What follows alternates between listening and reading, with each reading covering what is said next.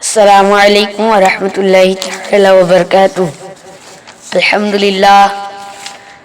للہ رب العالمین، والصلاة والسلام علی سید المرسلین وعلی آلہ واصحابہ اجمعین، اما بعد، فاعوذ باللہ من الشیطان الرجیم، بسم اللہ الرحمن الرحیم۔ لقد جاءكم رسول من أنفسكم صدق الله المولانا العظيم، وبلغنا رسوله النبي الأمين المعين المتين الكريم، الحمد لله رب العالمين۔ حضرات محترم، آپ حضور خواجہ غریب نواز کا نام تو سنے ہی ہوں گے۔ اجالا وہ ہے ایمان کا یا خواجہ وہ خواجہ، زمانے بھر میں روشن ہیں چراغے چشتیہ خواجہ۔ تیری شان کرامت ہے کہ یہ شان عبادت ہے، چلا آتا ہے چوکھٹ پر تیری سارا جہاں خواجہ۔ تاج الاولیاء فرماتے ہیں، تاج الاولیاء حضرت خواجہ معین الدین چشتی رحمت اللہ علیہ کی برکت سے ہندوستان میں اسلام کا نور پھیلا۔ آپ 70 سال تک دن رات کے اکثر اوقات باوجود رہے۔ آپ تو ولی تھے ہی، جس پر ایک نظر ڈال دیتے وہ بھی ولی ہو جاتا۔ کافی دنوں تک آپ استغراق کے عالم میں رہے، آنکھیں بند کیے ذکر الہی میں گم رہتے۔ نماز کے وقت حضرے سے باہر تشریف لا کر جماعت سے نماز عطا فرمایا کرتے۔ آپ 24 گھنٹے کے دوران ایک ختم قرآن مجید کی تلاوت فرما لیا کرتے۔ آپ فرماتے ہیں، سلطان المشائخ حضرت خواجہ عثمان ہارونی کی خدمت میں جب تک رہا، ایک دن بھی اپنے نفس کو آرام نہیں دیا۔ دن تو دن، رات کو رات نہ جانا۔ شیخ طریقت جب کبھی کسی سفر پر ہو تو میں ساتھ ہوتا، آپ کا بستر اور توشہ دان سر پر اٹھائے ساتھ ساتھ چلتا۔ جب حضرت نے میری ایسی خدمت دیکھی تو خوش ہو کر مجھے ایسی نعمت عطا فرمائی جس کی کوئی حد نہیں۔ پھر فرمایا، جس نے جو کچھ پایا خدمت سے پایا ہے۔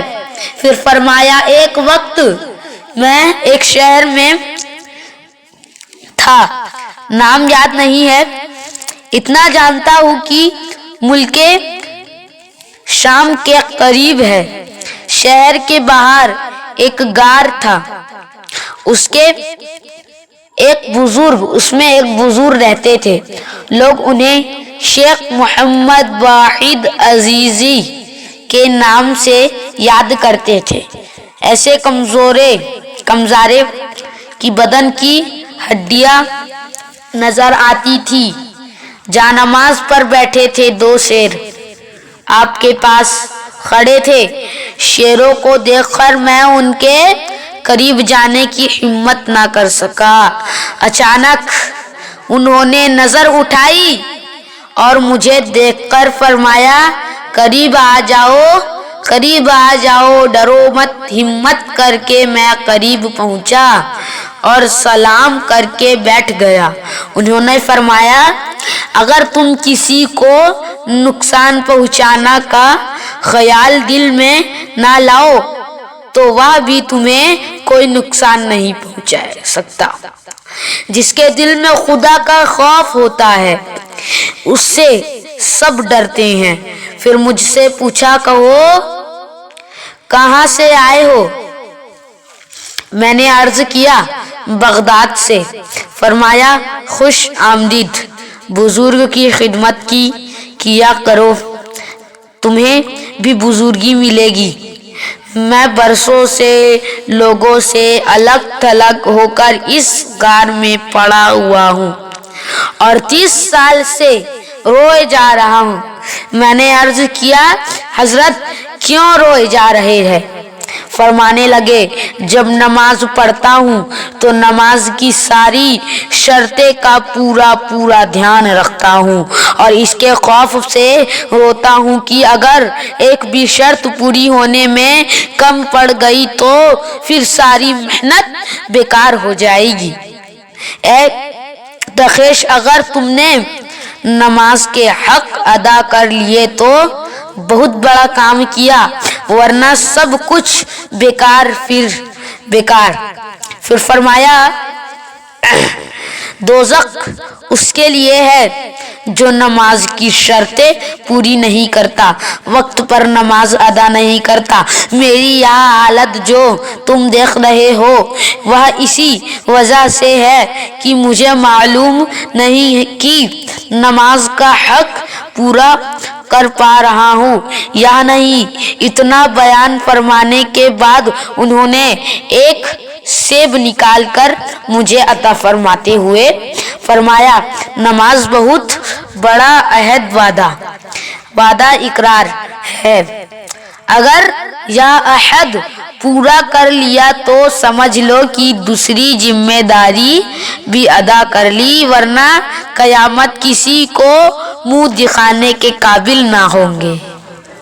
یہ نصیحت بڑی دردناک باتوں سن کر حضرت خواجہ غریب نواز کی آنکھوں میں آنسو آ گئے اور وہاں موجود لوگوں سے فرمایا نماز کے ارکان ستون ہے، جب تک پائے سیدھے و کھڑے رہیں گے گھر بھی قائم رہے گا، جب پلر گر جائیں گے تو گھر بھی گر جائے گا۔ چونکہ اسلام کا ستون نماز ہے تو جس کی نماز کے فرضیں، سنتوں، رکوع سجدے میں خلل پڑے اور صحیح ادا نہ ہو سکے تو اس کے دن میں فطور آ گیا۔ حضرت خواجہ فرماتے ہیں کہ اللہ کے پہچاننے کی نشانی ہے کہ بھیڑ سے دور بھاگنا اور معرفت کے بارے میں خاموش رہنا۔ جب سے میں پیدا ہوا اسی وقت سے عاشق معشوق اور عشق کو ایک ہی پایا۔ لوگوں نے آپ سے پوچھا مرید کب طائب ہوتا ہے؟ آپ نے فرمایا جب 20 سال تک فرشتہ اسے نامۂ عمل میں کوئی گناہ نہ لکھے، 20 سال میں اس سے کوئی گناہ نہ ہوا ہو۔ حاجی حضرت خانہ کعبہ کا طواف کرتے ہیں اور عارف اپنے دل سے عرش اور حجاب عظمت کا طواف کرتے ہیں۔ جو آدمی دوزخ کے عذاب سے بچنا چاہتا ہے اس کے لیے بندگی ضروری ہے۔ سمجھ رہے آپ؟ بے بسوں کی مدد کرنا، ضرورت مندوں کی ضرورت پوری کرنا، بھوکوں کو کھانا کھلانا بہترین عبادت ہے۔ حضرات محترم حضرت خواجہ غریب نواز رحمت اللہ علیہ کی ملاقات 2 بار حضرت پیرانے پیر دستگیر سے ہوئی بتائی جاتی ہے کہ ایک بار اس وقت جب آپ روحانیت کی منزلیں طے فرما رہے تھے، آپ کو دیکھ کر حضرت پیرانے پیر نے بشارت دیتے ہوئے فرمایا تھا یا آگے چل کر دین کا مقتدا اور اپنے زمانے کا شیخ المشائخ ہوگا۔ بے شمار لوگ اس کی بدولت مقصود تک پہنچیں گے۔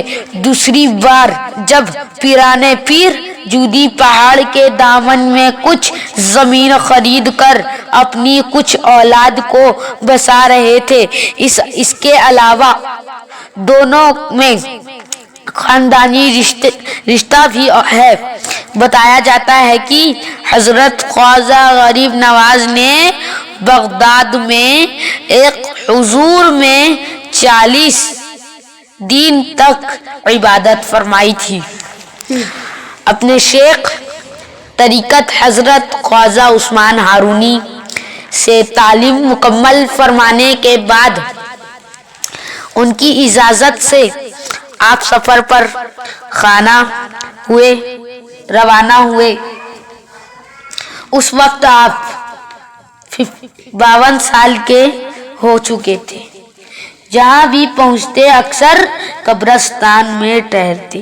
وہاں جب آس پاس والوں کو آپ کے آنے کی خبر لگ جاتی اور لوگوں کی بھیڑ جمع ہونے لگتی تو چپکے سے وہاں سے کہیں اور چلے جاتے۔ اسی طرح پھرتے پھراتے آپ مکہ شریف پہنچ گئے۔ کچھ دنوں وہاں قیام فرمانے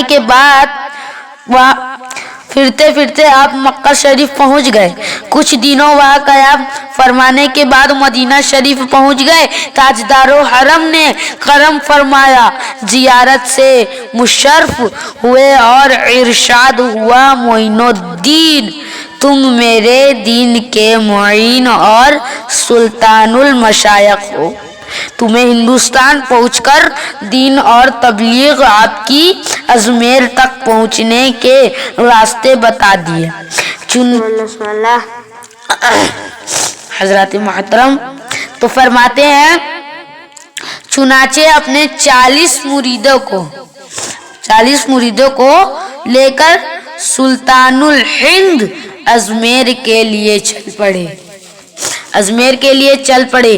اجمیر پہنچ کر آپ کو اسلام کی تبلیغ شروع کرنے سے پہلے کن حالت سے دوچار ہونا پڑا اسے دہرانے کی ضرورت نہیں۔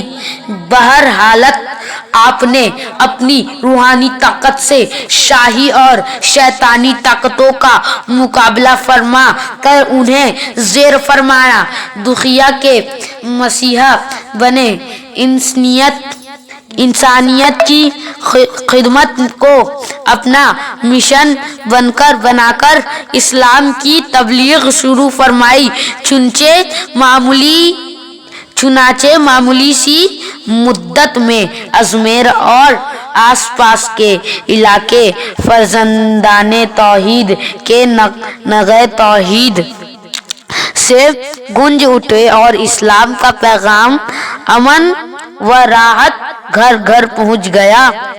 اب پیغمبر اسلام کے فرمان پر عمل کر کے 6 رجب 633 کو اپنے رب سے جا ملا۔ آج بھی آپ کا آستانہ دین دکھیوں اور حق پرستوں کے لیے مرکز عقیدت بنا ہوا ہے، جہاں روزانہ ہزاروں لوگ آتے اور فیض پاتے۔ اعتکاف سے یا مضمون حضرت کے عرس خاص کے دن 6 رجب 1429 کو ترتیب پایا۔